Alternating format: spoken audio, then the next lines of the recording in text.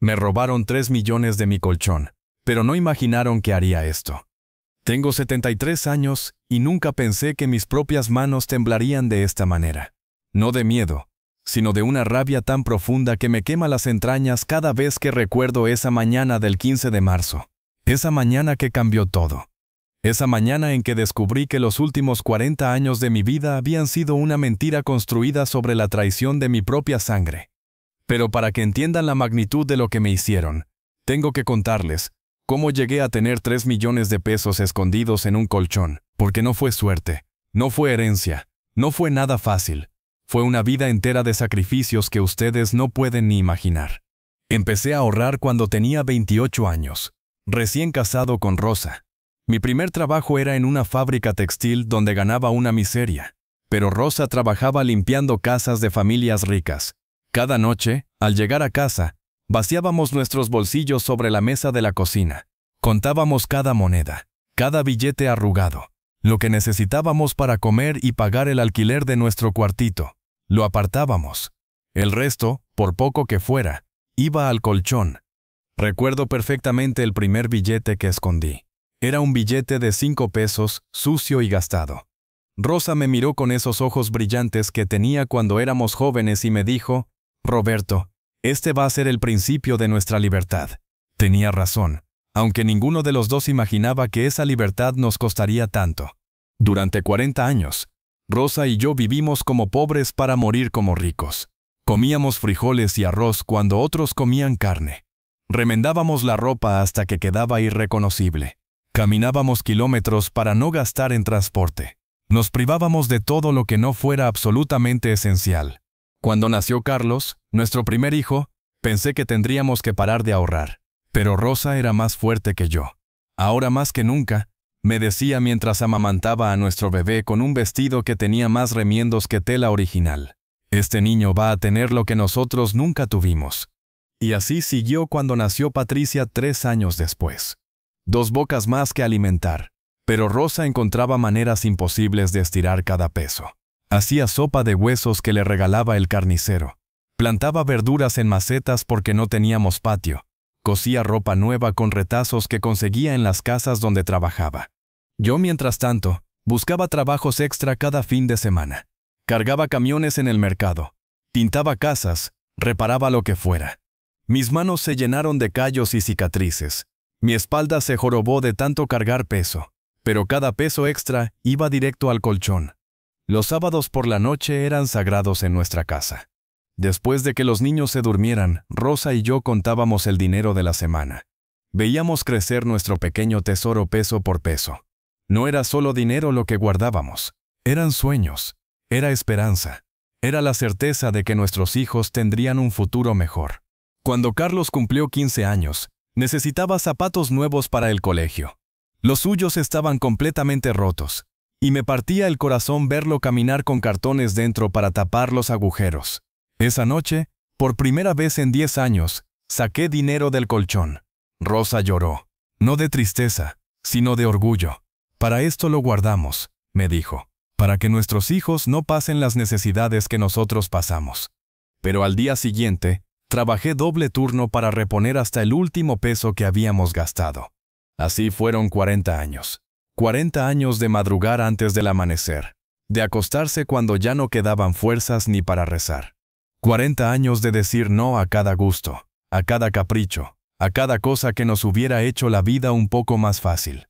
Patricia se casó cuando tenía 22 años. Su vestido de novia lo hizo Rosa con sus propias manos, trabajando de noche durante 3 meses. Era el vestido más hermoso que habían visto en el barrio, pero nosotros sabíamos que cada puntada había costado horas de sueño. La fiesta la pagamos con dinero del colchón, pero era una inversión en la felicidad de nuestra hija. Valía la pena. Carlos terminó sus estudios y montó su pequeño negocio. Le prestamos dinero del colchón para empezar, con la condición de que nos lo devolviera cuando pudiera. Nos devolvió cada peso, con intereses que nosotros no le habíamos pedido. «Es lo mínimo que puedo hacer», nos dijo, «después de todo lo que sacrificaron por nosotros». Esas palabras me llenaron de orgullo. Creí que habíamos criado hijos que entendían el valor del sacrificio, que respetaban el esfuerzo de sus padres. Qué equivocado estaba. Rosa empezó a enfermarse cuando teníamos ya 60 y tantos años. Al principio eran dolores de cabeza, cansancio que atribuíamos a la edad, pero los síntomas empeoraron. Los médicos privados eran caros, pero el dinero del colchón estaba ahí para eso. Gastamos una fortuna en estudios, tratamientos, medicinas importadas. Durante 2 años, luché contra la enfermedad de Rosa con toda la artillería que el dinero podía comprar. Vendí herramientas, trabajé hasta más allá de mis fuerzas, saqué del colchón todo lo que hiciera falta. Pero no fue suficiente. Rosa murió una mañana de invierno, con la primera luz del amanecer, mientras yo le sostenía la mano y le prometía que todo iba a estar bien. Los gastos del funeral fueron enormes, pero Rosa se merecía una despedida digna. Había sido la mujer más trabajadora y sacrificada del mundo. Su última voluntad fue que no tocara el dinero del colchón para tonterías. Ese dinero es para nuestros hijos y nietos, me dijo en sus últimos días conscientes. Es nuestro legado. Después del funeral, quedé solo en esa casa que habíamos construido con nuestras propias manos. 3 habitaciones pequeñas, pero cada ladrillo puesto con amor y pagado con sacrificio. El colchón matrimonial donde Rosa y yo habíamos dormido juntos durante casi 40 años se sentía enorme y frío sin ella. Pero seguí cuidando nuestro tesoro. Cada noche, antes de dormir, deslizaba mi mano por la abertura secreta y sentía el crujir reconfortante de los billetes. No era solo dinero, era la presencia de Rosa, era la memoria de nuestros sacrificios, era la promesa de un futuro mejor para nuestros nietos. Carlos venía a visitarme una vez al mes, siempre con su familia. Sus hijos, mis nietos Andrés y Camila, corrían por la casa llenándola de ruido y alegría. Patricia venía menos, tal vez cada 2 o 3 meses, siempre con problemas económicos que me contaba en detalle. Sus hijos, Sebastián y Valeria, eran más reservados, pero cariñosos conmigo. Yo nunca les conté a mis hijos exactamente cuánto dinero tenía guardado. Les decía que había unos ahorros para emergencias, pero nunca cifras específicas. Rosa y yo habíamos acordado mantenerlo en secreto hasta el momento de repartir la herencia. No queríamos que nuestros hijos se volvieran perezosos esperando dinero fácil. Pero ahora me doy cuenta de que mi secreto despertó su codicia. 2 años después de la muerte de Rosa, Patricia empezó a visitarme con más frecuencia. Al principio pensé que era porque se sentía culpable por haberme dejado tan solo después del funeral. Venía los domingos, cocinaba para mí, limpiaba la casa, me hacía compañía. Era la hija atenta que siempre había soñado tener. Hasta esa tarde de noviembre, en que me pidió dinero prestado.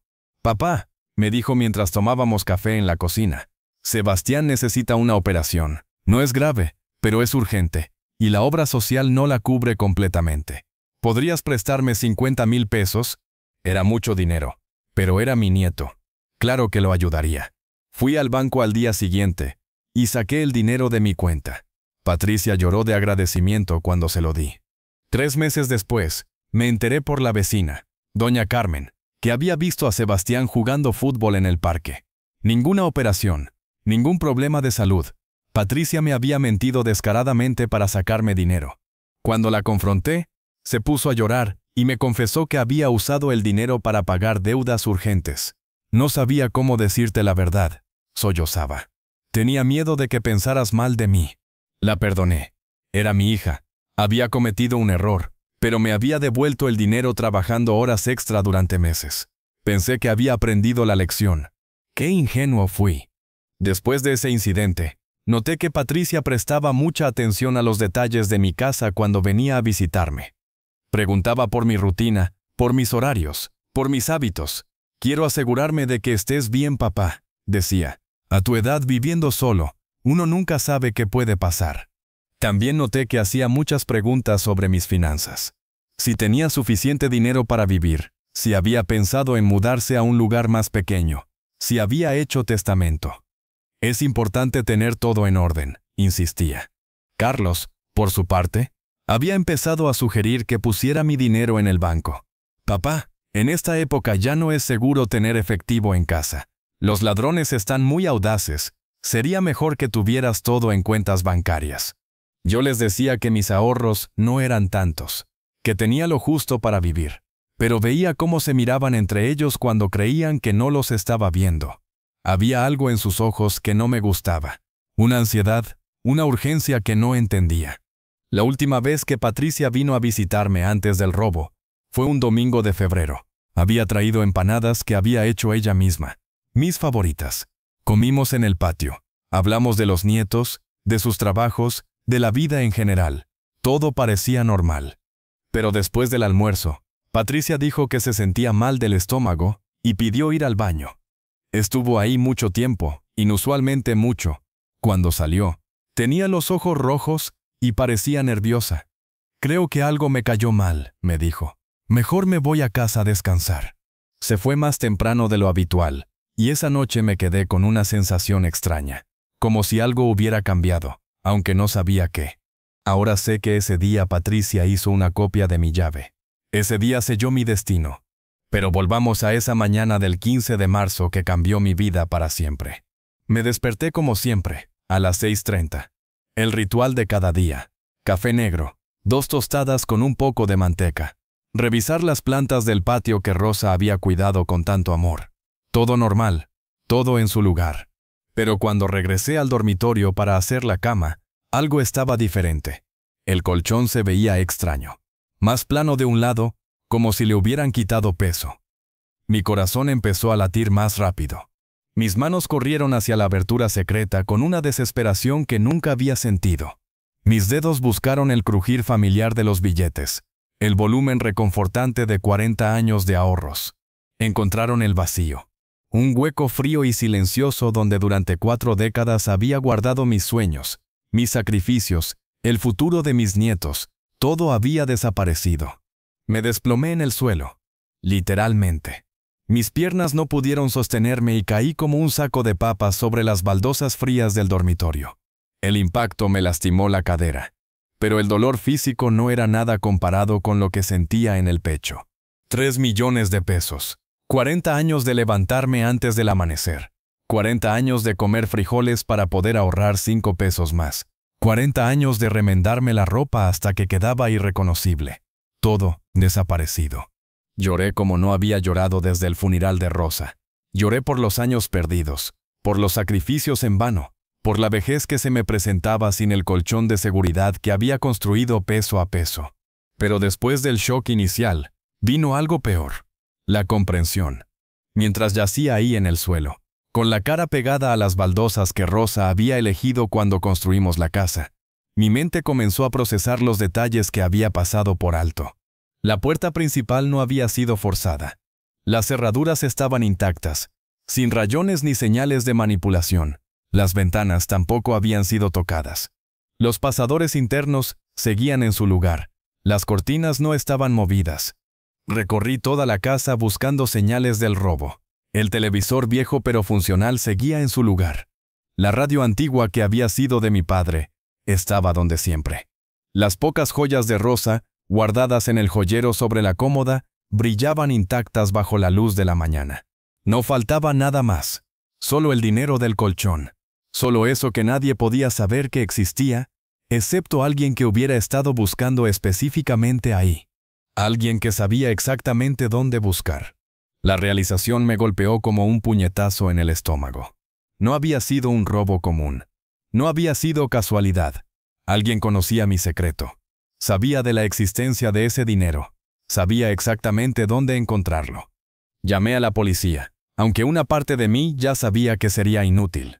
El oficial que vino era joven, tal vez de la edad de mis nietos, con esa prepotencia que dan el uniforme y la ignorancia. Don Roberto, me dijo con esa condescendencia que me hirvió la sangre. ¿Está seguro de la cantidad? ¿3 millones de pesos? Es mucho dinero para tener en casa. ¿Tiene alguna prueba de que tenía esa cantidad? Prueba. 40 años de sacrificio y me pedía pruebas. Como si fuera posible documentar cada peso guardado en secreto, cada billete escondido de los impuestos, cada moneda que representaba una comida menos o un gusto negado. Oficial, le dije tratando de mantener la calma. Ese dinero era el ahorro de toda mi vida. No tengo recibos porque era dinero en efectivo, guardado poco a poco durante décadas. El policía me miró con esa mezcla de lástima y escepticismo que reservan para los viejos locos. Tomó notas sin mucho interés, hizo preguntas obvias, Prometió investigar, pero yo sabía que para él yo era solo otro abuelo senil que inventaba historias sobre fortunas imaginarias. Alguien más sabía que tenía ese dinero guardado ahí. Me preguntó antes de irse. Nadie, mentí, porque aunque empezaba a sospechar la verdad, no quería creerla. No podía aceptar que mis propios hijos fueran capaces de esto. Esa noche no pude dormir. No en esa cama, no en ese colchón violado. Me quedé en la cocina, bebiendo café tras café, repasando cada detalle de los últimos meses, cada visita de mis hijos, cada pregunta sobre mis finanzas, cada comentario sobre mi seguridad. Y entonces llegó la primera llamada. Era Carlos. Su voz sonaba preocupada, cariñosa, como el hijo que siempre había sido. Papá, acabo de hablar con Patricia. Me contó lo que pasó. ¡Qué terrible! No puedo creer que haya gente tan desalmada. Pero sabes que nosotros estamos aquí para ti, ¿verdad? No te va a faltar nada. Había algo en su voz, una urgencia, una ansiedad que no concordaba con sus palabras de consuelo. Como si necesitara asegurarse de que yo estaba bien no por amor, sino por otra razón. Una hora después llamó Patricia. Ay, papá, no puedo dormir pensando en lo que te pasó. Estos ladrones no respetan nada, ni siquiera a los ancianos. Pero no te preocupes. Yo te voy a ayudar con lo que necesites. Mañana mismo voy a verte. También había algo extraño en su voz. Una culpabilidad mal disimulada, como si estuviera leyendo un guión que había preparado de antemano. Durante los días siguientes, recibí llamadas similares. Vecinos que se habían enterado por el barrio del robo al abuelo Roberto. Familiares lejanos que expresaban su solidaridad. Conocidos que ofrecían ayuda. Pero había algo que no encajaba en todo esto. ¿Cómo se había extendido tan rápido la noticia? Yo solo se lo había contado a la policía y a mis hijos. Y el oficial que vino a tomar la denuncia no parecía de los que van contando los casos por el barrio. El cuarto día después del robo, mientras revisaba obsesivamente cada rincón de la casa buscando alguna pista que la policía hubiera pasado por alto, encontré algo que me heló la sangre. En el suelo, debajo de la cama, casi oculto bajo una esquina del colchón, brillaba algo pequeño y dorado. Me agaché con dificultad y lo recogí con manos temblorosas. Era un arete. Un arete de plata con una pequeña perla que conocía muy bien. Un arete que le había regalado a Patricia para su cumpleaños número 35, 5 años atrás.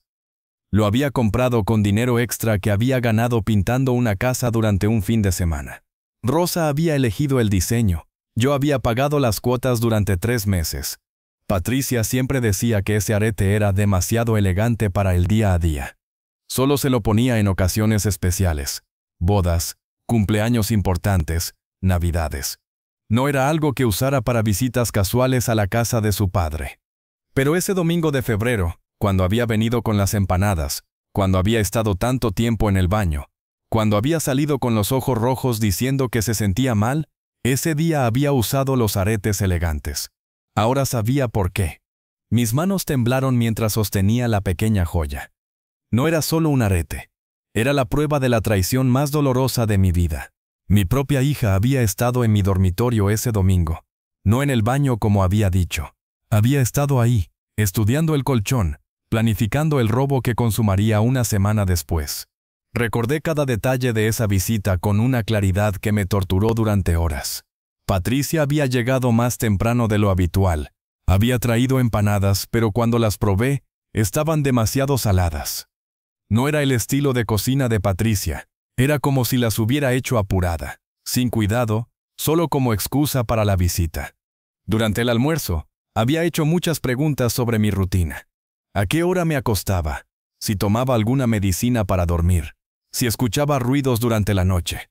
Es que me preocupo por ti, papá, había dicho. A tu edad viviendo solo, cualquier cosa puede pasar. Después del almuerzo, cuando dijo que se sentía mal y pidió ir al baño, yo me había quedado en el patio regando las plantas. No la había seguido, no había sospechado nada. Confiaba ciegamente en mi hija. Pero Patricia no había ido al baño. Había ido a mi dormitorio.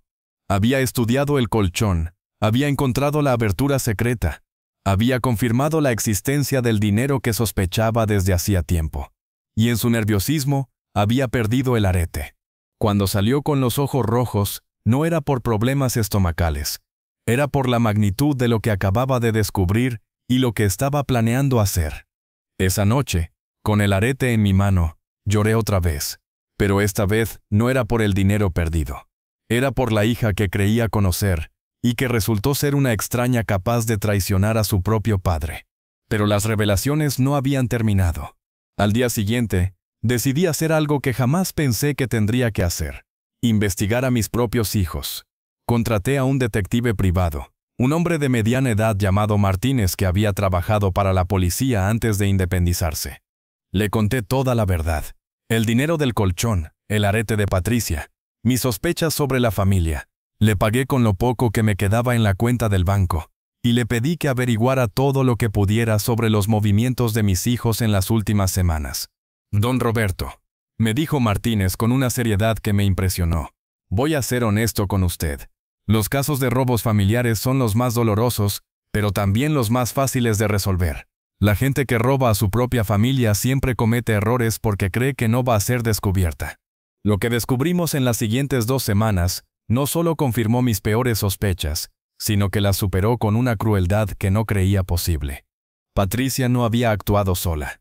Carlos, mi hijo mayor, el que siempre había sido el responsable, el que tenía un trabajo estable y una familia próspera, no solo estaba involucrado, sino que había sido el cerebro de toda la operación.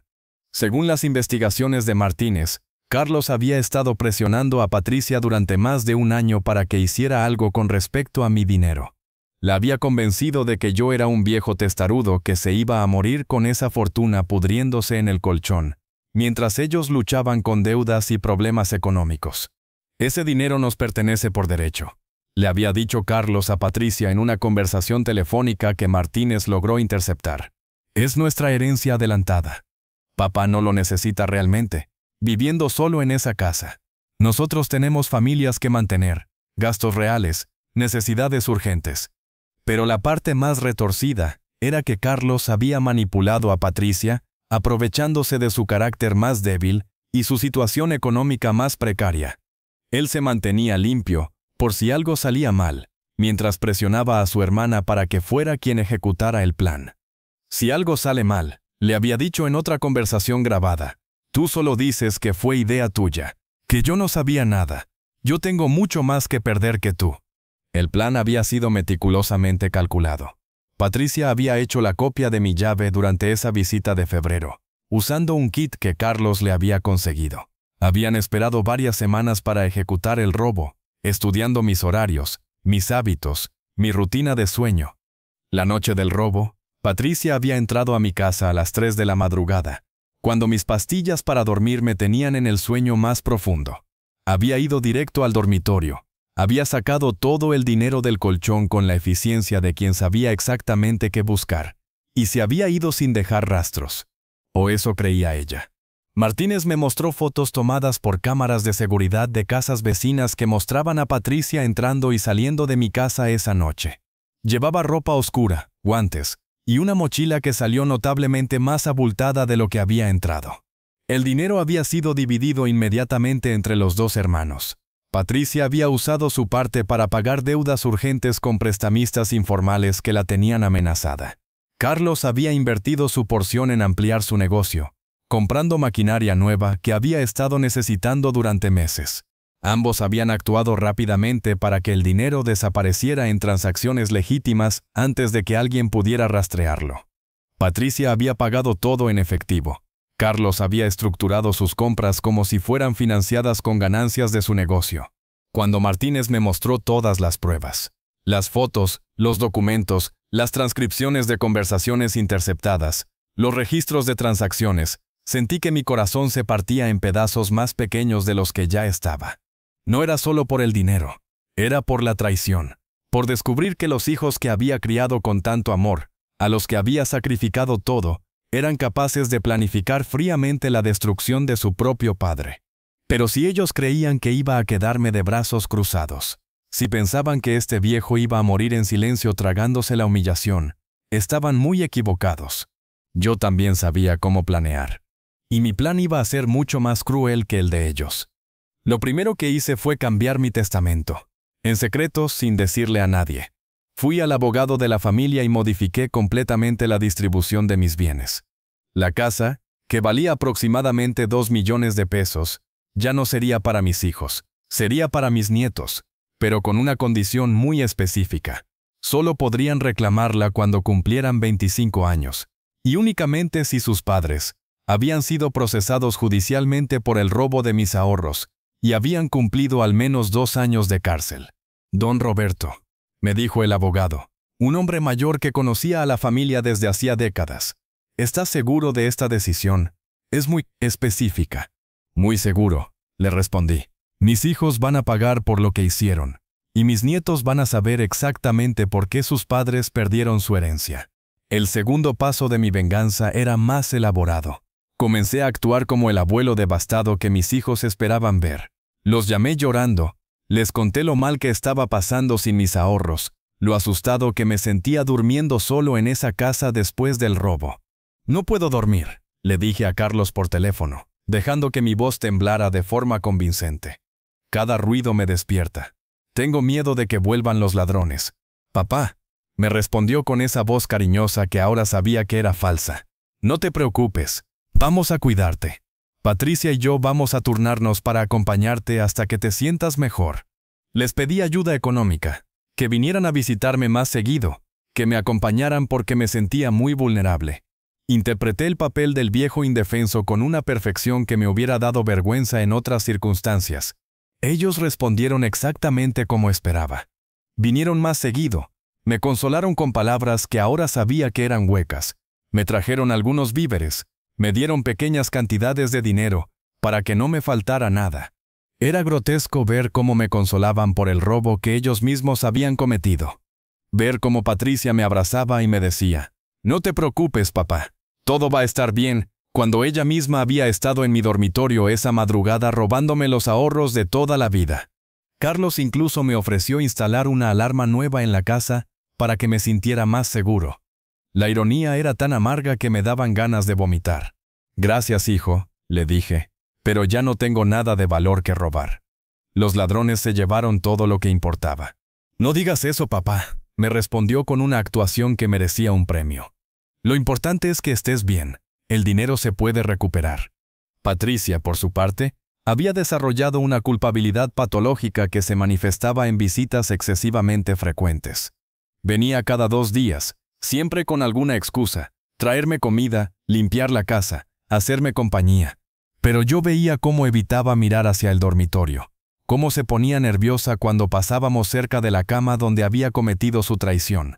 Una tarde, mientras tomábamos café en la cocina, me dijo algo que confirmó que la culpa la estaba consumiendo. «Papá», me dijo sin mirarme a los ojos, «he estado pensando, tal vez deberías mudarte a un lugar más pequeño, más seguro. Esta casa es muy grande para ti solo. Y después de lo que pasó, ¿me estás echando de mi propia casa?», le pregunté, fingiendo estar herido. «No, no», se apresuró a aclarar, «solo digo que tal vez estarías más tranquilo en un lugar donde haya más gente, más seguridad. Un edificio con portero, por ejemplo». Lo que realmente quería decir era, mudémonos de esta casa donde cometí el peor acto de mi vida, donde cada rincón me recuerda lo que le hice a mi propio padre. Mientras tanto, seguía trabajando con Martínez para reunir evidencia sólida. Necesitaba pruebas irrefutables no solo del robo, sino de la premeditación, de la conspiración entre hermanos, de cada detalle que los hundiría completamente cuando llegara el momento de mi venganza. Y durante esas semanas de investigación, descubrí algo que me destrozó aún más. Martínez había logrado acceder a los registros telefónicos de mis hijos de los últimos 6 meses. Lo que encontramos allí fue una conspiración que llevaba mucho más tiempo del que yo había imaginado. La primera conversación comprometedora daba de octubre del año anterior, 4 meses antes del robo. Carlos había llamado a Patricia a las 11 de la noche. «Patricia, tenemos que hablar sobre papá». «¿Qué pasa con papá?» «Ese dinero que tiene guardado. No puede seguir ahí pudriéndose mientras nosotros luchamos con deudas». «Carlos, no podemos simplemente...» «¿No podemos qué?» «Reclamar lo que nos pertenece. Ese dinero es nuestra herencia. Papá no va a vivir para siempre». Patricia había resistido al principio. En las primeras conversaciones se la oía reacia, asustada por la idea. Pero Carlos había sido persistente, manipulador, cruel en su persuasión. Piensa en Sebastián y Valeria. Le había dicho en una llamada de noviembre. ¿Quieres que pasen necesidades mientras papá se sienta sobre una fortuna que no usa para nada? Es justo que nuestros hijos sufran por el egoísmo de un viejo testarudo. Mes tras mes, Carlos había ido envenenando la mente de Patricia. Le había hecho creer que yo era egoísta por no ayudarlos más económicamente, que era injusto que tuviera tanto dinero guardado mientras ellos luchaban, que tenían derecho a esa plata porque era de la familia. La conversación más dolorosa fue una de enero, solo 2 meses antes del robo. Ya no aguanto más, había dicho Patricia. Los prestamistas me están amenazando. Si no les pago pronto, no sé qué va a pasar. Por eso mismo tenemos que actuar, le había respondido Carlos. Papá tiene la solución a todos nuestros problemas ahí guardada, y se niega a usarla. Es casi criminal de su parte. Pero Carlos, es nuestro padre. Exactamente, es nuestro padre. Y un padre verdadero no dejaría que sus hijos sufran teniendo los medios para ayudarlos. Carlos había logrado convertir su codicia en una justificación moral retorcida. En su mente enferma, yo era el villano de la historia, por no compartir mis ahorros con ellos. Pero lo más doloroso vino al final de esa conversación de enero. Además, había agregado Carlos con una frialdad que me heló la sangre. Papá ya vivió su vida, ya tuvo su oportunidad. Ahora es nuestro turno. Mi propio hijo había hablado de mí como si ya estuviera muerto. Cuando Martínez me mostró las transcripciones completas, me encerré en mi dormitorio y lloré durante horas. No solo por la traición, sino por la pérdida total de la imagen que tenía de mis hijos. Durante 70 años había creído que conocía a Carlos y Patricia. Había creído que los había criado bien, que eran buenas personas, que me querían realmente. Pero las conversaciones revelaban a 2 extraños fríos y calculadores que habían estado esperando mi muerte para heredar, y que habían decidido no esperar más. Sin embargo, había algo más que Martínez había descubierto y que añadía otra capa de horror a toda la situación. Mis nietos sabían. No todo, pero sabían algo. Andrés, el hijo mayor de Carlos, de 17 años, había escuchado conversaciones entre sus padres sobre el plan del abuelo. No entendía completamente de qué se trataba, pero sabía que sus padres estaban planeando algo relacionado conmigo y con dinero. Sebastián, el hijo de Patricia, de 15 años, había sido más directo. Una noche había confrontado a su madre. «Mamá, ¿ustedes le van a robar al abuelo?» Patricia se había puesto histérica. Le había gritado que no dijera tonterías, que nunca repitiera esa pregunta, que si alguien se enteraba de que había dicho eso, toda la familia sufriría las consecuencias. «Pero mamá», había insistido Sebastián, «el tío Carlos viene muy seguido y hablan en voz baja sobre el abuelo y sobre dinero. Y tú lloras mucho después de esas conversaciones». Patricia le había hecho prometer que nunca le diría nada a nadie, especialmente no a mí. Le había dicho que era un malentendido, que ellos solo estaban preocupados por mi seguridad. Pero Sebastián no era tonto. Sabía que algo malo estaba pasando. La noche después del robo, cuando la noticia se extendió por la familia, Sebastián había llamado a su primo Andrés. «Andrés, ¿tú crees que nuestros papás...?» «No digas nada por teléfono», lo había interrumpido Andrés. «Pero sí, yo creo que sí». Mis nietos adolescentes habían deducido lo que había pasado, pero el miedo y la confusión los tenían paralizados. No sabían qué hacer con esa información terrible. No sabían si debían proteger a sus padres o protegerme a mí. Cuando Martínez me contó esto, sentí que mi corazón se rompía de una manera diferente. Mis nietos, inocentes en todo esto, estaban sufriendo por las decisiones de sus padres. Estaban viviendo con un secreto terrible que no sabían cómo manejar. Fue entonces cuando decidí que mi venganza tenía que ser perfecta. No solo tenía que castigar a mis hijos, sino que tenía que liberar a mis nietos de esa carga. Y el momento había llegado exactamente 3 meses después del robo. Era domingo 15 de junio. Los había invitado a almorzar a todos, como hacía ocasionalmente desde el incidente. Vinieron con sus familias completas, Carlos con su esposa Marta, y sus hijos Andrés y Camila, Patricia con su esposo Jorge, y sus hijos Sebastián y Valeria. Había preparado el almuerzo más elaborado desde la muerte de Rosa. Asado, ensaladas, empanadas, el postre favorito de los nietos. Quería que fuera una comida memorable, porque iba a ser la última vez que estuviéramos todos juntos como familia. Durante el almuerzo, todos actuaron como la familia amorosa que fingían ser. Carlos me contó sobre las mejoras en su negocio financiadas con mi dinero robado. Patricia me habló de lo bien que le estaba yendo en el trabajo, donde había conseguido un aumento después de pagar sus deudas con mi dinero.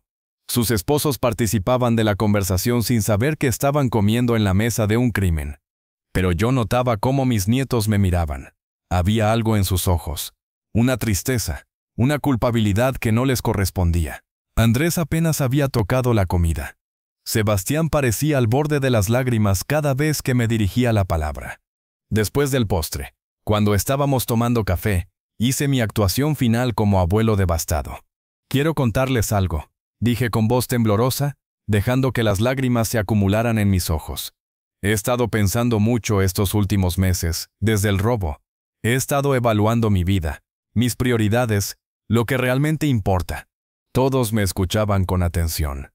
Carlos y Patricia se habían puesto tensas, como si presintieran que algo importante estaba por suceder. He decidido, continué, que ya no puedo seguir viviendo en esta casa. Hay demasiados recuerdos dolorosos. El dormitorio donde me robaron los ahorros de toda mi vida. Esta mesa donde Rosa y yo soñábamos con el futuro de nuestros hijos. Vi cómo Patricia se mordía el labio inferior. Era un tic nervioso que tenía desde niña cuando se sentía culpable. Por eso, seguí, he decidido donar la casa a una institución benéfica. Es lo que Rosa hubiera querido. Ayudar a otros en lugar de quedarnos con rencores. El silencio que siguió a mis palabras fue sepulcral. Los nietos me miraban con sorpresa. Los esposos intercambiaban miradas confundidas. Pero Carlos y Patricia se habían puesto pálidos como si hubieran visto un fantasma. «Papá», dijo Carlos con voz estrangulada, «no tomes decisiones apresuradas. Sabes que nosotros te podemos ayudar a mantener la casa. No es necesario que...». «Ya está decidido», lo interrumpí firmemente. «Mañana mismo voy al abogado para hacer la donación. Esta casa ya no me trae más que dolor». Fue entonces cuando vi el pánico real en los ojos de mis hijos. La casa era lo único de valor que les quedaba por heredar, y yo acababa de decirles que la iba a regalar. Patricia no pudo más. Se quebró exactamente como yo había calculado que pasaría. «Papá», dijo con voz temblorosa, mientras las lágrimas comenzaban a correr por sus mejillas. «Antes de que hagas eso, hay algo que tenemos que contarte». El momento había llegado. 3 meses de actuación, 3 meses de investigación, 3 meses de planear mi venganza. Y finalmente iban a confesar. «No, Patricia», intervino Carlos rápidamente, pero ya era demasiado tarde. «No puedo más», gritó Patricia, levantándose bruscamente de la mesa. «No puedo seguir viviendo con esta culpa». Sus hijos, Sebastián y Valeria, la miraban con terror. Sabían lo que venía. «Papá», continuó Patricia entre sollozos, Nosotros fuimos los que te robamos el dinero». El silencio que siguió fue ensordecedor. Marta, la esposa de Carlos, se llevó las manos a la boca. Jorge, el esposo de Patricia, se quedó paralizado con la taza de café a medio camino hacia sus labios. Los nietos más pequeños no entendían lo que estaba pasando, pero sentían la tensión. «¿Qué dijiste?», pregunté, fingiendo shock y confusión. «Fuimos nosotros», repitió Patricia, ahora llorando histéricamente. «Carlos y yo planeamos robarte el dinero del colchón». Carlos se levantó furioso. «Patricia, cállate. Te volviste loca». «No puedo más», le gritó de vuelta. «Cada noche sueño con papá llorando por su dinero. Cada vez que lo veo me siento la peor basura del mundo». «Patricia, por favor», intentó calmarla Jorge, pero ella estaba fuera de control. «Papá, perdónanos», me gritó, cayendo de rodillas junto a mi silla. No sabíamos lo que hacíamos. Carlos me convenció de que era lo correcto. Carlos, viendo que todo se había descubierto, cambió de estrategia. Su máscara de hijo cariñoso se desplomó completamente, revelando la frialdad calculadora que yo ahora conocía tan bien. «Está bien», dijo con una calma que me dio escalofríos. «Sí, fuimos nosotros, pero no nos arrepentimos». Sus propios hijos lo miraron con horror. Andrés se había puesto completamente pálido. Camila había empezado a llorar. Papá, continuó Carlos, mirándome directamente a los ojos, nosotros somos tus hijos. Ese dinero nos pertenece por derecho. Tú no lo necesitabas realmente. Viviendo solo en esta casa. Nosotros tenemos familias que mantener, gastos reales, necesidades urgentes. La crueldad de sus palabras me golpeó aunque ya las había escuchado en las grabaciones. Escucharlas en persona, dirigidas a mí, con esa frialdad despiadada, era diferente. Además, agregó Patricia, limpiándose las lágrimas pero con una determinación desesperada. Pensábamos darte una parte cuando las cosas se calmaran. No íbamos a dejarte sin nada. Una parte, repetí lentamente. Una parte de mi propio dinero. Papá, tenías 3 millones de pesos pudriéndose en un colchón, continuó Carlos. Mientras tanto, Patricia estaba siendo amenazada por prestamistas. Yo necesitaba expandir mi negocio para poder mantener a mi familia. Era dinero desperdiciado. Marta se levantó bruscamente de la mesa. Carlos, ¿cómo pudiste hacer esto? ¿Cómo pudiste robarle a tu propio padre? No fue robo, gritó Carlos. Era nuestra herencia. Solo la tomamos antes de tiempo. Jorge también se había levantado, mirando a Patricia como si fuera una extraña. Patricia, ¿en qué estabas pensando? Los nietos estaban en shock. Andrés había puesto su cabeza entre las manos. Sebastián lloraba abiertamente. Camila y Valeria no entendían completamente lo que estaba pasando, pero sabían que algo terrible había sucedido. Me quedé en silencio durante largos minutos, dejando que el peso de su confesión llenara la habitación. Quería que cada segundo de este momento se grabara en la memoria de todos los presentes. Finalmente, me levanté lentamente de mi silla. Fui a mi dormitorio y regresé con una carpeta que había tenido preparada para este momento exacto. Antes de que digan una palabra más, les dije con una calma que no sentía. Quiero que sepan algo. Puse la carpeta sobre la mesa del comedor, entre los platos sucios y las tazas de café abandonadas. Durante estos 3 meses, he estado investigando exactamente lo que hicieron. Abrí la carpeta y comencé a sacar documentos, fotos, transcripciones. Las caras de Carlos y Patricia pasaron del shock al terror puro. Tengo fotos de Patricia entrando a mi casa la noche del robo, dije, poniendo las imágenes de las cámaras de seguridad sobre la mesa.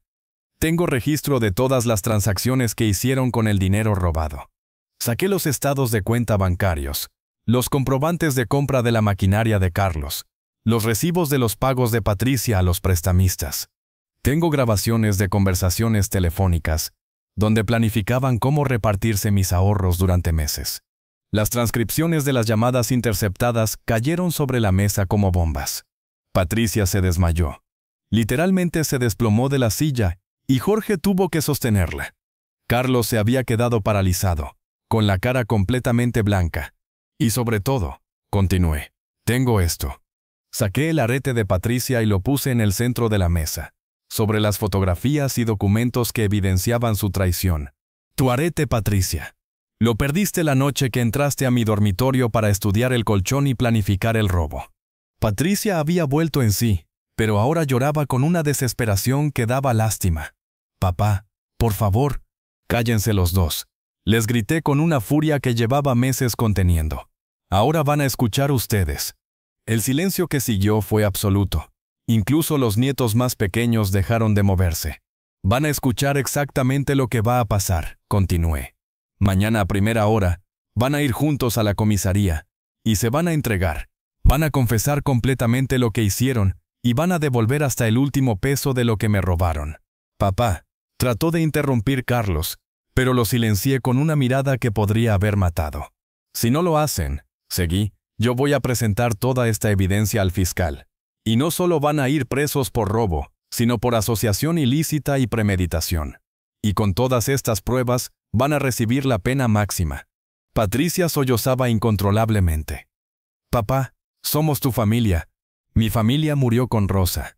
Le respondí con una frialdad que nunca creí que podría sentir hacia mi propia hija. Ustedes son 2 extraños que se aprovecharon de la confianza de un viejo. Pero este viejo no es tan tonto como creyeron. Pero además, continué, Patricia, tu parte ya la gastaste. Pero Carlos tiene su negocio floreciente gracias a mi dinero. Va a vender lo que sea necesario para restituir completamente lo robado. Maquinaria, Herramientas, lo que haga falta. Papá, si vendo la maquinaria nueva, mi negocio va a quebrar, gimió Carlos. Deberías haber pensado en eso antes de financiar tu expansión con dinero robado a tu padre, le respondí sin una pizca de compasión. Y finalmente, agregué, ambos van a firmar un documento renunciando a cualquier herencia mía, ahora y siempre. Ni la casa, ni mis ahorros restantes, ni un peso de lo que quede cuando me muera. Saqué de la carpeta los documentos de renuncia a la herencia que había preparado mi abogado. Pero papá, susurró Patricia, ¿qué van a recibir nuestros hijos? ¿Los vas a castigar a ellos también? Por primera vez en toda la tarde, mi expresión se suavizó ligeramente. Sus hijos, dije, mirando a mis nietos que me observaban con una mezcla de terror y esperanza. Van a recibir lo que ustedes perdieron por su codicia. Pero van a tener que esperar hasta cumplir 25 años, y solo si ustedes han pagado completamente por sus crímenes. Andrés me miró directamente. Abuelo, nosotros sabíamos que algo malo estaba pasando, pero no sabíamos qué hacer. Lo sé, hijo. Le respondí con la primera ternura genuina que había sentido en todo el día. Por eso ustedes van a ser recompensados por la honestidad que sus padres perdieron. Carlos y Patricia se miraron con desesperación. Sabían que no tenían salida. Las pruebas eran irrefutables. Las consecuencias legales serían devastadoras si no cooperaban. ¿Y si hacemos lo que pides?, preguntó Carlos con la voz quebrada. Si confesamos, ¿devolvemos el dinero y renunciamos a la herencia? Si hacen todo eso, respondí, yo no presentaré las pruebas criminales. El fiscal solo verá una confesión voluntaria y una restitución completa. Probablemente reciban sentencia condicional sin cárcel efectiva. Era una oferta que no podían rechazar, y ellos lo sabían. Además, agregué con una sonrisa que no llegaba a mis ojos, van a vivir el resto de sus vidas, sabiendo que toda la comunidad conoce exactamente lo que le hicieron a su propio padre. Porque una historia como esta no se mantiene en secreto. Se fueron esa tarde sin decir una palabra más. Sus familias, avergonzadas y confundidas, los siguieron en silencio. Solo mis nietos se acercaron a despedirse de mí. Andrés me abrazó fuerte y me susurró al oído. Abuelo, lamento mucho lo que hicieron nuestros papás. No es culpa tuya, hijo, le respondí. Y algún día van a entender que esto era necesario. Al día siguiente, tal como habían prometido, Carlos y Patricia se presentaron en la comisaría. La confesión fue completa y detallada. Admitieron la premeditación, la conspiración, la violación de domicilio, el robo con agravantes. El fiscal, con toda la evidencia que yo había recopilado como respaldo, les ofreció exactamente el acuerdo que yo había anticipado. Restitución completa del dinero a cambio de una sentencia reducida sin cárcel efectiva. Pero conseguir el dinero para la restitución no fue fácil para ellos. Carlos tuvo que vender toda la maquinaria nueva que había comprado con mi dinero.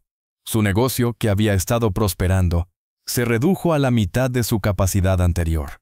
Tuvo que despedir empleados, cancelar contratos, pedir préstamos con intereses altísimos para completar la suma que me debía.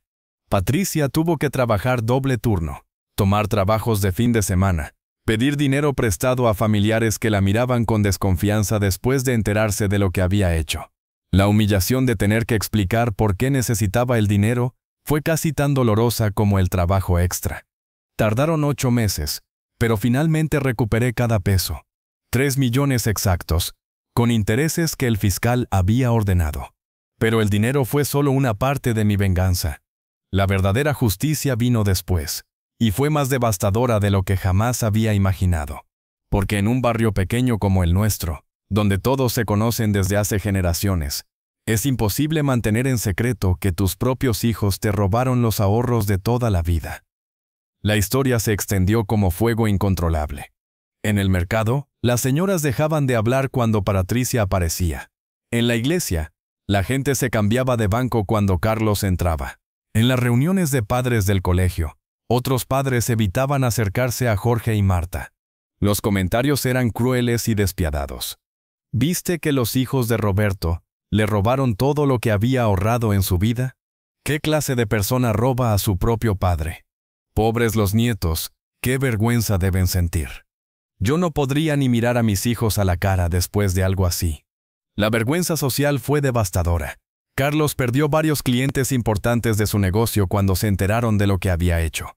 No puedo confiar mi trabajo a alguien que roba a su propia familia, le dijo uno de sus mejores clientes al cancelar un contrato importante. Patricia tuvo que cambiar de trabajo porque sus compañeras la miraban con una mezcla de lástima y desprecio. ¿Cómo vamos a trabajar con alguien que es capaz de eso? Había escuchado que comentaban en los pasillos, pero lo más doloroso para ellos fueron las consecuencias en sus propias familias. Marta, la esposa de Carlos, entró en una depresión profunda. No podía entender cómo el hombre con el que había estado casada durante 20 años era capaz de planificar fríamente el robo a su propio padre. ¿Qué más no sé de ti?, le preguntaba constantemente. ¿De qué más eres capaz? Su matrimonio se tensó hasta casi romperse. Marta se mudó con los niños a casa de su madre durante 3 meses. Solo regresó cuando Carlos amenazó con suicidarse, pero la relación nunca volvió a ser la misma. Jorge, por su parte, se sintió traicionado por Patricia. «Me hiciste cómplice sin saberlo», le gritó una noche. «Cada vez que ibas a visitar a tu papá, estabas en realidad planificando robarlo. ¿Cómo voy a volver a confiar en ti?». Pero las víctimas más inocentes de todo esto fueron mis nietos. Andrés, que tenía 17 años, tuvo que soportar las burlas crueles de sus compañeros de colegio. «Che, Andrés, ¿tu papá te enseñó a robar también?», le gritaban en los recreos. Sus notas bajaron drásticamente. Dejó de participar en actividades extracurriculares. Se volvió retraído y depresivo. Sebastián, de 15 años, era aún más sensible. Un día llegó a casa con la cara llena de moretones. Había peleado con unos compañeros que se burlaban de su madre. «Mi mamá no es una ladrona», les había gritado antes de que lo golpearan. Camila y Valeria, más pequeñas, no entendían completamente lo que había pasado, pero sabían que algo terrible los había separado de mí. Me preguntaban constantemente por qué el abuelo ya no venía a visitarlas, por qué ya no las llevaba a comer helado los domingos. El daño psicológico en los nietos me partía el corazón, pero sabía que era necesario. Tenían que aprender que las acciones tienen consecuencias, que la traición se paga caro, que robar a la familia destruye todo lo que toca. Un año después del robo, cuando ya había recuperado mi dinero y mis hijos creían que lo peor había pasado, ejecuté la parte final de mi plan. Vendí la casa. La casa donde Carlos y Patricia habían crecido, donde habían dado sus primeros pasos, donde habían jugado en el patio que Rosa cuidaba con tanto amor. La casa donde habían vivido los momentos más felices de su infancia, donde habían aprendido a andar en bicicleta, donde habían celebrado sus cumpleaños. La vendí por 3,5 millones de pesos, y con ese dinero, más mis ahorros recuperados, más lo poco que tenía en el banco, reuní una suma de casi 7 millones de pesos. Cuando Carlos se enteró, vino corriendo a mi nuevo apartamento en el centro de la ciudad. «Papá», me gritó con una desesperación que daba pena. «Vendiste la casa donde crecimos. No tenías derecho». «Tenía todo el derecho», le respondí fríamente. «Era mi casa, comprada con mi trabajo, construida con mis sacrificios. Pero era nuestro hogar», insistía con lágrimas en los ojos. «Ahí están todos nuestros recuerdos de la infancia». Deberían haber pensado en eso antes de convertir esa casa en el escenario de su traición. Le respondí sin inmutarme. Patricia había llegado mientras Carlos me gritaba. También lloraba histéricamente. «Papá, ¿qué hiciste con el dinero de la venta?». Sonreí. No era una sonrisa alegre. Era la sonrisa de la venganza cumplida. «¿Saben qué hice con todo ese dinero?», les pregunté saboreando cada palabra. Los dos me miraron con una mezcla de esperanza y terror. «Lo doné. Completamente. Cada peso». El silencio que siguió fue sepulcral. 7 millones de pesos, continué, fueron donados a una fundación que ayuda a ancianos abandonados por sus familias. Cada peso que habían codiciado, que habían robado, que habían creído que les pertenecía, se fue a ayudar a viejos como yo que habían sido traicionados por sus propios hijos. Patricia se desmayó otra vez. Carlos se quedó paralizado, con la boca abierta como si no pudiera procesar lo que acababa de escuchar. Cuando Patricia se recuperó, le dije mientras Jorge la ayudaba a sentarse: «Quiero que sepan algo más. He cambiado mi testamento. Ni ustedes ni sus hijos van a heredar un peso de lo que me quede cuando muera». «Papá», gritó Patricia con una histeria total. Ese dinero era nuestro. Éramos tus herederos. No tenías derecho a regalarlo. La miré con una frialdad que nunca creí que podría sentir hacia mi propia hija. Ese dinero era mío, le dije. Lo gané trabajando, lo ahorré con sacrificio, y tengo derecho a hacer con él lo que se me antoje. Ustedes ya tuvieron su parte cuando me la robaron. Carlos había empezado a llorar. Mi hijo de 45 años lloraba como un niño. Papá, por favor, nos equivocamos, pero somos tu familia. No puedes destruirnos así. Ustedes se destruyeron solos, le respondí. Yo solo me aseguré de que las consecuencias fueran proporcionales al crimen. Se fueron esa tarde destrozados. Habían perdido la herencia. Habían perdido la casa familiar. Habían perdido mi respeto y mi amor. Pero sobre todo, habían perdido la ilusión de que sus actos no tendrían consecuencias duraderas. Pero mi venganza aún no había terminado. 3 meses después de donar el dinero, compré una casa nueva. No grande, no lujosa, pero bonita y cómoda. La puse a nombre de una fundación que yo mismo establecí, con mis nietos como únicos beneficiarios. Cuando cumplan 25 años, cada uno de mis 4 nietos va a recibir una cuarta parte de esa propiedad. Pero hay condiciones muy específicas en el testamento. Solo podrán heredar si pueden demostrar que han mantenido una relación respetuosa conmigo hasta mi muerte, independientemente de las decisiones de sus padres. Si sus padres les prohíben verme, el dinero se destina automáticamente a obras de caridad. Además, cuando reciban su herencia, van a recibir también una carta sellada que les explica exactamente por qué sus padres perdieron todo. Van a saber cada detalle de la traición, cada conversación grabada, cada momento de la planificación del robo. Van a entender que su abuelo no fue cruel sin razón, sino que fue traicionado de la manera más vil posible. Y funciona exactamente como lo planeé. Mis nietos, ahora adolescentes y jóvenes adultos, han empezado a visitarme por su cuenta. Andrés, que ya tiene 18 años, viene cada fin de semana. Sebastián, con 16, me llama por teléfono casi todos los días. Camila y Valeria, aunque más pequeñas, me buscan cuando pueden escaparse de la vigilancia de sus padres. Porque Carlos y Patricia, desesperados por mantener algún control sobre la situación, han tratado de prohibirles que me vean. Después de lo que les hizo el abuelo, les dicen, no merecen que ustedes lo visiten. Pero mis nietos no son tontos. Entienden perfectamente quiénes fueron los verdaderos villanos de esta historia. Una tarde, Andrés llegó a mi apartamento con los ojos rojos de llorar. Abuelo, me dijo, papá me prohibió venir a verte. Dice que si sigo visitándote, me va a echar de la casa. ¿Y qué le respondiste? Le pregunté. Le dije que yo no robé a mi abuelo, que yo no traicioné a mi familia, que si alguien merece ser echado de la casa, es él. Me sentí orgulloso de mi nieto. A los 18 años, tenía más honor y valor que su padre a los 45. Si tu papá te echa, le dije, aquí tienes un lugar. Esta casa es pequeña, pero hay espacio para los que respetan a su familia. Sebastián llegó una semana después con una mochila. Abuelo, me dijo, mamá me dijo que tenía que elegir entre ella y tú. Ya elegí. Esa noche, mientras cenábamos juntos en mi pequeño comedor, Sebastián me contó algo que me partió y me sanó el corazón al mismo tiempo. Abuelo, me dijo, la noche después de que confesaron, escuché a mamá y papá hablando por teléfono. Mamá lloraba y le decía a papá que había sido el peor error de su vida, que no podía vivir con la culpa de haberte hecho eso. ¿Y qué le respondió Carlos? Le pregunté. Papá le dijo que la culpa era de ella por confesarte, que si se hubiera quedado callada, nadie se habría enterado nunca.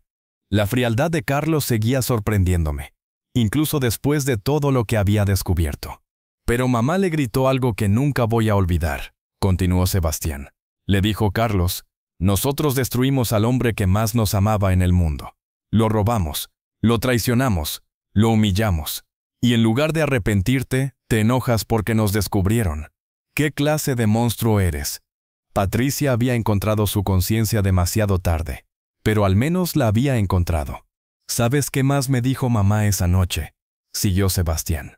Me dijo que el abuelo tenía razón en todo lo que nos hizo, que nos merecíamos perder la herencia, que nos merecíamos que todo el barrio supiera lo que habíamos hecho, que nos merecíamos quedarnos sin nada. Tu mamá siempre fue la más sensible de mis hijos. le respondí. Por eso me duele más su traición. Carlos siempre tuvo un corazón frío.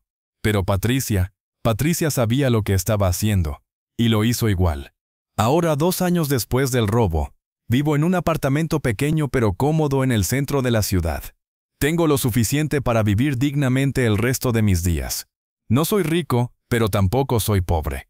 Y sobre todo, vivo en paz. Mis nietos son mi nueva familia.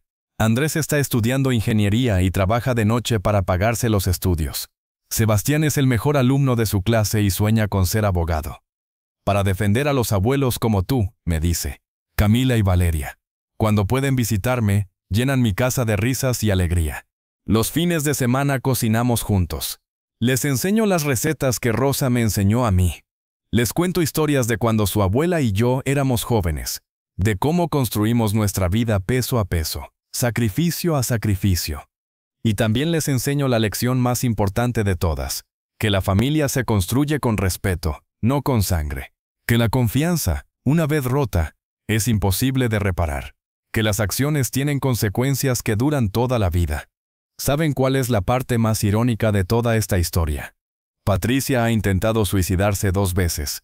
La culpa la está consumiendo viva. Jorge me llamó después del segundo intento.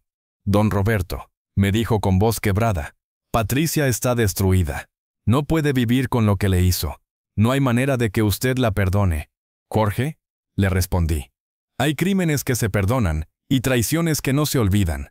Patricia tiene que aprender a vivir con las consecuencias de sus actos, como yo tuve que aprender a vivir con su traición. Carlos, por el contrario, nunca ha mostrado arrepentimiento real. Su negocio quebró el año pasado. Perdió la casa y tuvo que mudarse a un apartamento pequeño en las afueras de la ciudad.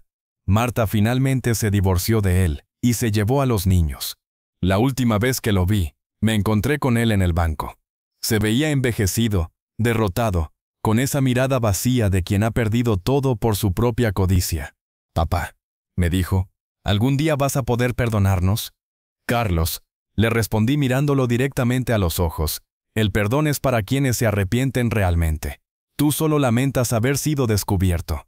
Se fue sin decir nada más, caminando lento, con los hombros caídos, cargando el peso de una vida arruinada por sus propias decisiones. Hace 6 meses, recibí una carta inesperada. Era de la fundación a la que había donado el dinero. Me invitaban a conocer el hogar para ancianos que habían construido con mi donación. Fui una tarde de domingo. Era un lugar hermoso, limpio, con jardines cuidados y personal atento. Conocí a varios ancianos que estaban ahí porque sus familias los habían abandonado o traicionado. Don Miguel, de 80 años, me contó que su hijo había vendido su casa sin su permiso y se había quedado con el dinero. Doña Carmen, de 75, había sido estafada por su propia nuera, que le había hecho firmar papeles que no entendía. Gracias a su donación, me dijo la directora del hogar, estos abuelos tienen un lugar digno donde vivir. Su generosidad les devolvió la esperanza. Esa tarde, caminando por los jardines del hogar, entendí que mi venganza había encontrado su propósito más alto. El dinero que mis hijos habían codiciado tanto, que habían robado con tanta frialdad, estaba ayudando a personas que habían sufrido traiciones similares. Mi dolor se había convertido en esperanza para otros. Mi traición se había transformado en justicia para ancianos abandonados. Mi pérdida se había vuelto ganancia para quienes más lo necesitaban. Cuando regresé a mi apartamento esa noche, encontré a Sebastián haciendo tareas en la mesa del comedor. ¿Cómo te fue en el hogar, abuelo?, me preguntó. Muy bien, hijo, le respondí. Cada peso que me robaron se convirtió en felicidad para otros abuelos que sufrieron lo mismo que yo. Sebastián levantó la vista de sus libros. ¿Crees que mamá y papá entienden ahora lo que hicieron? Tu mamá sí, le respondí. Tu papá probablemente nunca lo entienda, pero ya no importa. Lo importante es que tú y tus primos aprendan de sus errores. Abuelo, me dijo Sebastián con esa seriedad que tienen los adolescentes cuando hacen preguntas profundas. ¿Crees que hiciste lo correcto? ¿No crees que fuiste demasiado duro con ellos? Me senté a su lado en la mesa donde había compartido tantas cenas con mis nietos en estos 2 años. Sebastián, le dije, imagínate que tú trabajas toda tu vida, que te sacrificas durante 40 años, que ahorras cada peso con la esperanza de dejarles algo a tus hijos. Y un día descubres que esos mismos hijos, en lugar de valorar tu sacrificio, decidieron robarte todo porque consideraban que se lo merecían. Sebastián asintió lentamente. ¿Qué habrías hecho tú?, le pregunté. Probablemente lo mismo que tú, abuelo, me respondió después de pensarlo un momento. Pero me habría dolido mucho más. Me dolió, le admití. Me dolió tanto que hay noches en que todavía lloro por la familia que perdí. Pero algunas veces, hacer lo correcto duele. ¿Y no extrañas a mamá y papá?, me preguntó. Extraño a los hijos que creía que tenía, le respondí. Pero esos hijos nunca existieron realmente. Eran una ilusión. Los hijos reales, los que me robaron y me traicionaron, esos no los extraño. A esos ni siquiera los conozco. Sebastián guardó silencio durante un momento. Luego me preguntó algo que me sorprendió. Abuelo, ¿crees que mamá y papá pueden cambiar? ¿Crees que algún día podrían volver a ser una familia? Hijo, le respondí. Algunas heridas son demasiado profundas para sanar. Algunas traiciones son demasiado grandes para perdonar. Tu mamá está tratando de cambiar, y eso me da algo de esperanza. Pero tu papá sigue creyendo que tenía derecho a hacer lo que hizo. ¿Y qué pasa con nosotros?, me preguntó. ¿Los nietos tenemos que pagar por los errores de nuestros padres? Nunca, le respondí firmemente. Ustedes son inocentes en todo esto. Ustedes no eligieron tener padres que traicionaran a su abuelo. Por eso van a recibir lo que sus padres perdieron, pero solo cuando demuestren que merecen esa herencia con sus propias acciones. Esa conversación con Sebastián me hizo reflexionar sobre el verdadero significado de todo lo que había pasado. No se trataba solo de venganza, se trataba de justicia. Se trataba de enseñar que las acciones tienen consecuencias. Se trataba de demostrar que robar a la familia, traicionar la confianza, destruir los sueños de toda una vida, no queda impune. Pero también se trataba de esperanza. La esperanza de que mis nietos aprendieran de los errores de sus padres. La esperanza de que el dinero perdido ayudara a otros ancianos traicionados. La esperanza de que, algún día, el ciclo de codicia y traición se rompiera. Carlos y Patricia me llaman de vez en cuando. Navidad, mi cumpleaños, fechas importantes. Siempre con la esperanza de que los perdone, de que las cosas vuelvan a ser como antes. Pero hay traiciones que cambian todo para siempre. Hay heridas que no cicatrizan. Hay pérdidas que no se recuperan. La última vez que Patricia me llamó, hace 3 meses, lloraba tanto que apenas podía hablar. Papá, me decía entre sollozos, no puedo más. No puedo vivir con esta culpa. No puedo mirarme al espejo sin recordar lo que te hice. Por favor, perdóname. Por favor, dime que algún día podremos volver a ser una familia. Patricia, le respondí con una tristeza que ella pudo escuchar en mi voz. El papá que tú conocías murió la noche que entraste a robarle a su dormitorio. El hombre que queda es alguien que aprendió que la familia no se define por la sangre, sino por la lealtad. Pero papá, insistía, yo te amo. Siempre te amé. Fue un error terrible, pero no cambió el amor que siento por ti. Patricia, le dije, una persona que ama no planifica durante meses cómo robarle a su padre. Una persona que ama no conspira con su hermano para traicionar al hombre que se sacrificó toda la vida por ellos. Lo que tú sentías no era amor, era conveniencia disfrazada de cariño. La línea se quedó en silencio durante largos minutos. Solo se escuchaban sus sollozos. «Nunca vas a poder perdonarme», me preguntó finalmente. «Patricia», le respondí, «yo ya te perdoné, pero el perdón no borra las consecuencias. Tú vas a vivir el resto de tu vida, sabiendo lo que me hiciste. Yo voy a vivir el resto de la mía, sabiendo lo que eres capaz de hacer. Algunas cosas no se pueden deshacer». Colgué el teléfono y me quedé sentado en mi sillón favorito, mirando por la ventana hacia la calle donde niños jugaban en una plaza cercana. Pensé en Rosa, en lo que habría dicho de todo esto, en cómo habría reaccionado al saber que los hijos que criamos con tanto amor nos habían traicionado de esa manera. Creo que Rosa habría hecho lo mismo que yo, tal vez con más dolor, porque ella siempre fue más sensible, pero habría protegido nuestros nietos y habría castigado a nuestros hijos, porque Rosa entendía que el amor verdadero a veces requiere dureza. Anoche, Andrés vino a cenar. Trajo a su novia, una chica dulce llamada María que estudia medicina. Durante la cena, Andrés me preguntó algo que me llenó de orgullo. «Abuelo», me dijo, María y yo estamos pensando en casarnos cuando terminemos de estudiar. ¿Nos darías tu bendición? Por supuesto, le respondí. Pero quiero que me prometan algo. Lo que sea, abuelo, me dijo María. Prometan que nunca van a traicionar la confianza del otro por dinero. Que nunca van a valorar las posesiones materiales, más que el respeto mutuo. Que van a construir su matrimonio sobre la base de la honestidad, como lo hicieron Rosa y yo. Ambos me prometieron que así sería. Esa noche, después de que se fueron, me quedé despierto pensando en el futuro. En mis nietos que están creciendo con valores sólidos. En la casa que van a heredar cuando cumplan 25 años. En la lección que aprendieron sobre las consecuencias de la traición. Y pensé en Carlos y Patricia, viviendo con el peso de lo que hicieron. Carlos, solo y amargado, culpando al mundo por las consecuencias de sus propias decisiones. Patricia, consumida por una culpa que nunca la va a abandonar. Ambos perdieron mucho más que dinero. Perdieron a su padre, perdieron a sus hijos, perdieron el respeto de la comunidad, perdieron la capacidad de mirarse al espejo sin sentir vergüenza. Y todo por 3 millones de pesos que creían que les pertenecían. Tengo 75 años ahora. Mi salud no es la mejor, pero mi espíritu está en paz. Cada día que paso con mis nietos es un regalo. Cada conversación que tengo con ellos sobre valores y principios es una victoria sobre la traición que destruyó a mi familia original. Los domingos, Sebastián y yo vamos a visitar la tumba de Rosa. Le contamos sobre nuestras semanas, sobre los estudios de los nietos, sobre los pequeños triunfos de la vida cotidiana. Y siempre le contamos sobre la justicia que se hizo en su memoria. Rosa, le digo, nuestros nietos van a ser diferentes. Van a valorar la familia de verdad. Van a entender que la confianza es lo más sagrado que existe entre las personas que se aman. A veces, cuando estoy solo en mi apartamento por las noches, todavía siento rabia.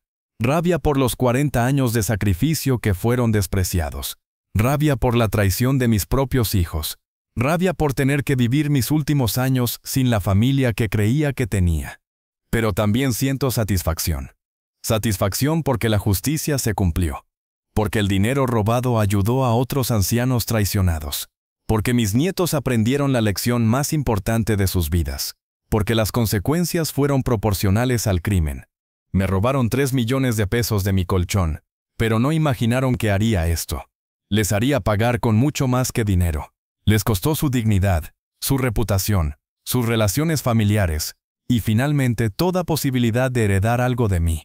Pero sobre todo, les costó algo que ningún dinero puede comprar, la posibilidad de vivir en paz con su conciencia. ¿Y saben qué es lo que más satisfacción me da de todo esto? Que cada peso que me robaron terminó siendo una bendición disfrazada. Su codicia se convirtió en generosidad para otros. Su traición se transformó en esperanza para ancianos abandonados. Su maldad se volvió bondad en manos de quien realmente la necesitaba. Tengo 75 años. Y aunque mis manos todavía tiemblan cuando recuerdo esa mañana del 15 de marzo, ya no tiemblan de rabia, tiemblan de satisfacción, porque aprendí que la mejor venganza no es devolver el mal con mal. La mejor venganza es asegurarse de que quienes te traicionaron tengan que vivir para siempre con las consecuencias de sus actos, mientras tú construyes algo mejor con los pedazos que quedaron. Y créanme, mis hijos van a vivir con esta carga el resto de sus vidas. Cada noche, cuando cierren los ojos, van a recordar al padre que traicionaron. Cada mañana, cuando se miren al espejo, van a ver a las personas en las que se convirtieron. Cada vez que vean a otros abuelos con sus nietos, van a recordar lo que perdieron por su codicia. Esa es una condena mucho más cruel que cualquier cárcel. Y mientras ellos cargan con esa culpa, yo vivo en paz, rodeado de nietos que me aman de verdad, sabiendo que el dinero que me robaron está ayudando a personas que sufrieron traiciones similares a la mía. Al final descubrí que la verdadera riqueza nunca estuvo en el colchón. Estaba en el respeto, en la lealtad, en la capacidad de vivir con la conciencia tranquila. Y esa riqueza, mis hijos nunca me la pudieron robar.